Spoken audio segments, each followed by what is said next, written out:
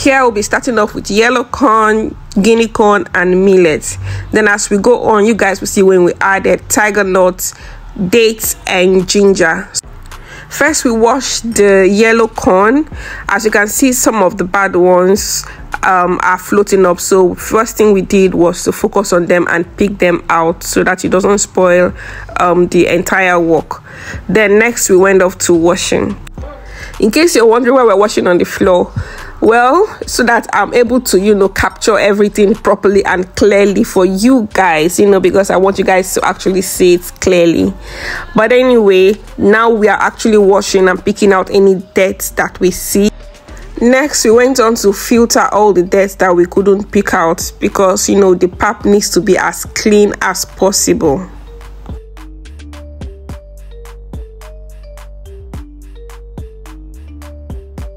So this is the second time that we are washing it. We washed all of the grains for a total of 4 times.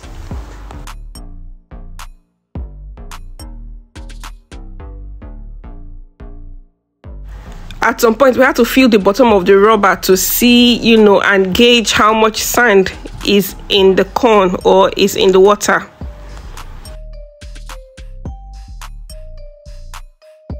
So this was the 3rd time washing. I want to show you guys how we're able to see the quantity of sand that was inside this corn.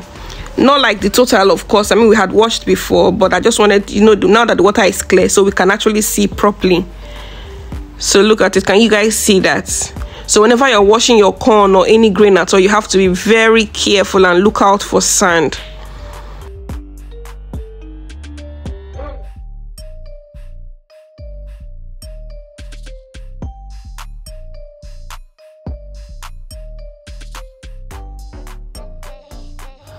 So this is our final wash. As you can tell, we have been very careful about the cleanliness of the grains, because this pap is for family. Like, I'm making it for my household, my kids and any other person who wants to take pap. So of course I'm very particular about how clean and neat it has to be.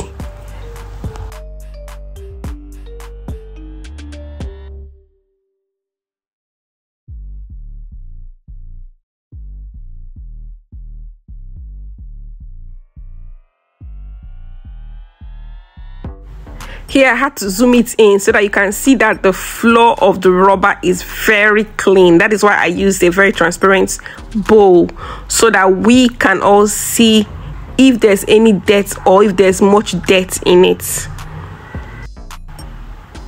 So what you can see there is mostly the grains, particles of the grains. So we are good now.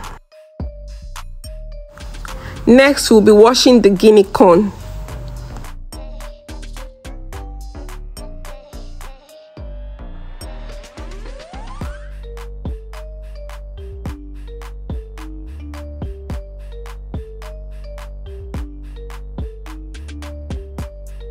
Because the grains were much smaller, we, instead of picking the dirt one after the other like we tried to do the other time, we just had to filter all of the top ones because they looked like the ones that were getting bad. So after the first wash, like as we removed it, we saw some small stones at the bottom of the bowl.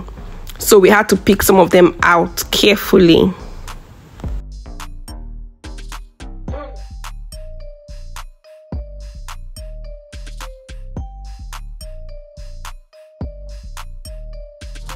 During the second washing, we had to compare, the ones floating again and the ones inside, and realized that the ones at the top looked like the ones that were getting bad again, so we had to filter.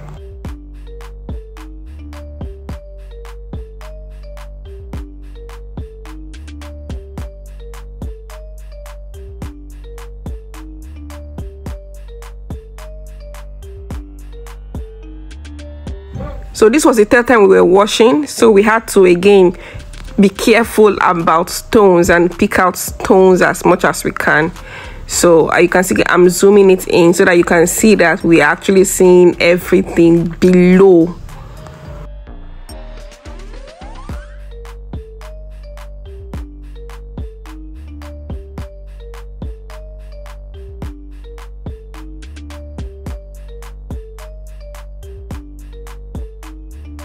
This was our fourth and final washing, and we were good to go. We were sure that everything was clean, and then we kept it moving.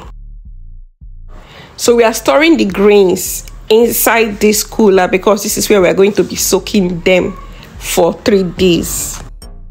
So now it's time to wash the millet. Now you have to be very careful when washing millet, although this one was not very dirty at all, but a lot of times millet carries a lot of sand.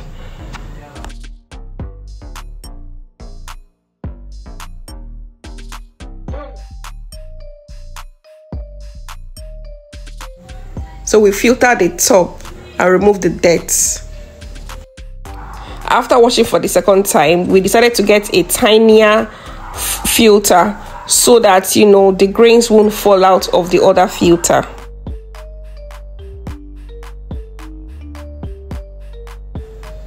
Here we were checking for dirt, and surprisingly this particular millet was very clean. Those black things you're seeing are just the shafts from the millet, but it was surprisingly very clean. This was the final wash, and again, like I said, it was really very clean. So after we are done, we poured it into the cooler where the others were. Next, we mixed them in the cooler so that, you know, they are all mixed up together. Then we added enough water to cover it very, very well for 3 days. And every day you remove the water and add another water. Don't stir, just remove the water at the top and add.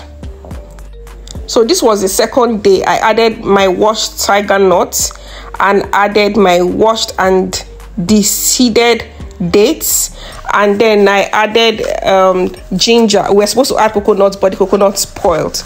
But anyway, these are the things that I added, and then I added water again and cover for 1 more day to make it 3 days before going to grind it. So we went outside. Anyway, this is what it looked like before grinding. But we went to the people with big engines, you know, the Nigerian and African grinding machines. So that's where we went to grind.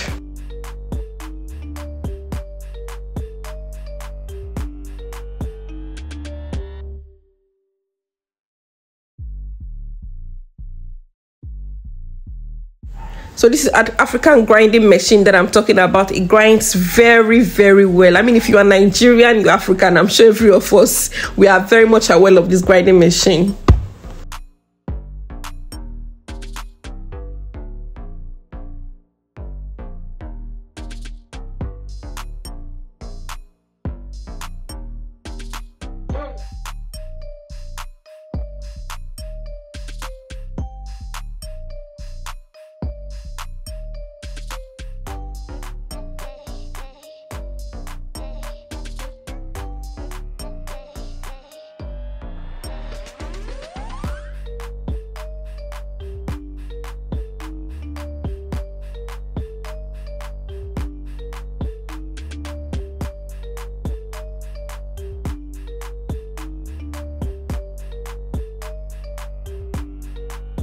So as we got back, we had to add water and mix it up very well so that it's loosened up.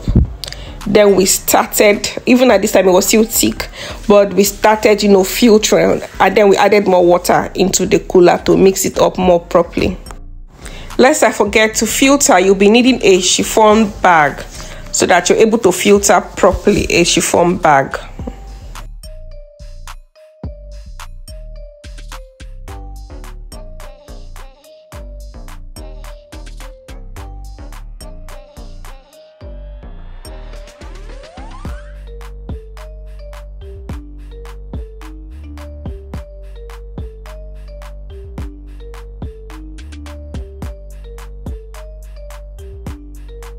So we added more water because we know that it had not filtered enough. We added more water to loosen it up properly and to filter it properly.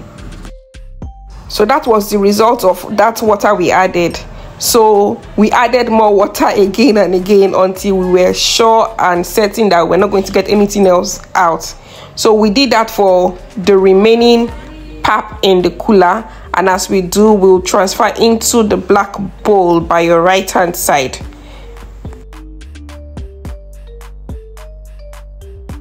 And this is what you get after you try to spread it out. You realize that you can't even press out any milkish substance. So that's how you know you did it very well. So the next and final part is when we filtered it. So for this one, we added the cotton or the aboki bag, anyone at all. You can use your pillowcase and the chiffon bag. And then we added the chiffon into the bag so that, in case there's any chaff at all, it will still filter it out. Then we take this out. That's exactly what we did. We removed it after some time before we tied the full bag. So as you can see, there was a little chaff. So we took it out and then tied the what they call it, is it the aboki bag, your pillowcase, whatever it is that you want to use that is able to hold it.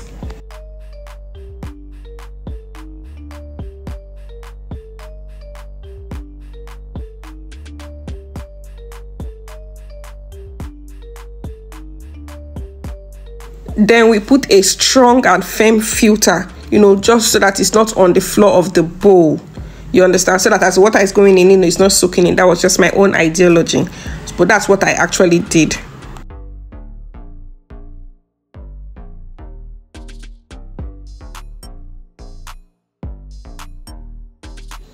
After a while, we use sticks to tie it very tight, so that it will dry very well.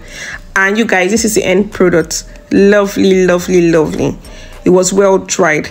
Anyway, guys, thank you so much for watching. Don't forget to subscribe. Bye bye.